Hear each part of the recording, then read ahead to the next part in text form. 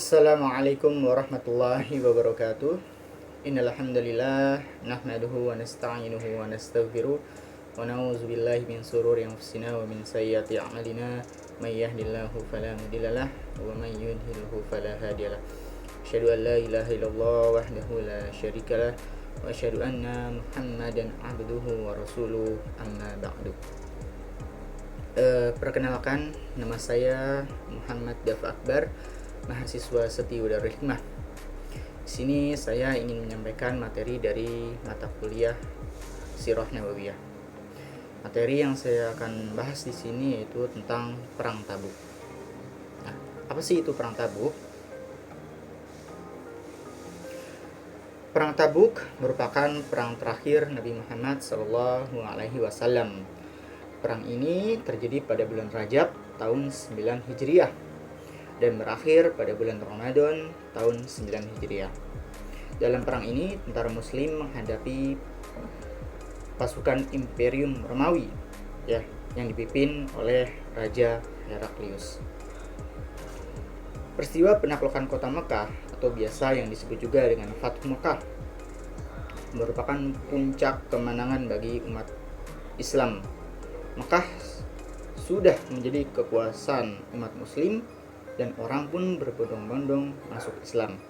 Meskipun begitu, masih ada ancaman yang memiliki kekuatan besar, yaitu Imperium Romawi. Konflik antara umat muslim dan Romawi sebenarnya sudah terjadi saat terbunuhnya duta Rasulullah SAW. Ia bernama Al-Haris bin Umair yang terbunuh di tangan Syurahbil bin Amr al-Ghazani. Setelah terbunuh Al-Haris, Rasulullah SAW mengirim pasukan untuk menyerang pasukan Romawi di Mu'tah. Setelah peperangan itu, sejumlah kabilah Arab melepaskan diri dari Romawi dan bergabung dengan umat Islam. Romawi pun akhirnya segera mengambil sikap sebelum umat Islam benar-benar semakin kuat.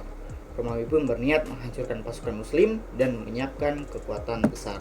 Nah, hal inilah yang kemudian melatar belakangi terjadinya Perang Tabuk. Di sini juga sang raja Romawi itu Heraklius menyiapkan pasukan yang berjumlah 40.000 pasukan. Nah, yang mana kabilah Arab Nasrani juga turut bergabung di dalamnya. Sedangkan jumlah pasukan dari kaum muslimin sendiri itu berjumlah 30.000 pasukan. Ya, berarti 10.000 lebih sedikit dibandingkan dengan pasukan Romawi. Nah, di sini juga terdapat sahabat Rasulullah yang juga ikut menyumbangkan untuk persiapan dari Perang Tabuk ini. Di antaranya itu adalah Utsman bin Affan yang menyumbangkan 900 ekor unta, 100 ekor kuda dan juga sejumlah uang. Lalu ada Abu Bakar juga menyumbangkan menyerahkan semua hartanya yang senilai 4.000 dirham. Kemudian juga ada Abdurrahman bin Auf yang menyumbangkan 200 uqiyah perak dan masih banyak lagi sahabat lainnya yang juga turut ikut menyumbangkan.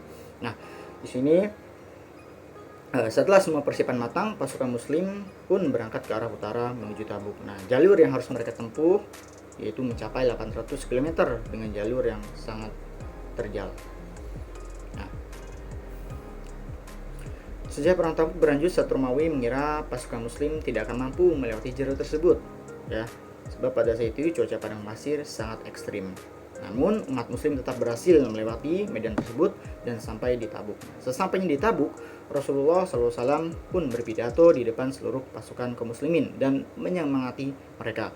Semangat pasukan muslim pun semakin berkobar dan siap bertempur melawan pasukan Romawi. Mendengar hal ini, pihak Romawi pun kaget dan heran dengan kekuatan kaum muslimin. Nah, akhirnya pasukan Romawi pun tidak berani maju. Nah, bahkan pasukannya malah terpencar ke wilayah sendiri-sendiri. Artinya pasukan Romawi tersebut akhirnya berbalik arah menuju wilayahnya masing-masing. Nah, akhirnya Romawi mengajak berdamai dengan membayar upeti kepada pasukan muslim. Dengan begini maka kemenangan menjadi milik umat muslim. Nah, dengan kegigihan umat muslim melewati jalur yang sangat ekstrim, mereka pun bisa meraih kemenangan tanpa berperang. Nah, hal uniknya yang di sini yaitu akhirnya umat muslim menang, tetapi tidak terjadi peperangan. Tapi ketika pasukan kaum Romawi yang dipimpin oleh Raja Heraklius tadi menyerah, ya, dan akhirnya mengajak damai dengan cara membayar upeti kepada kaum muslimin. Nah, itulah dia sejarah dari perang Tabuk. Mungkin itu saja yang bisa dapat saya sampaikan. Bila ada kekurangan mohon dimaafkan. Mungkin itu saja yang bisa dapat saya sampaikan. Akhir kata, billahi taufiq wal hidayah. Wassalamualaikum warahmatullahi wabarakatuh.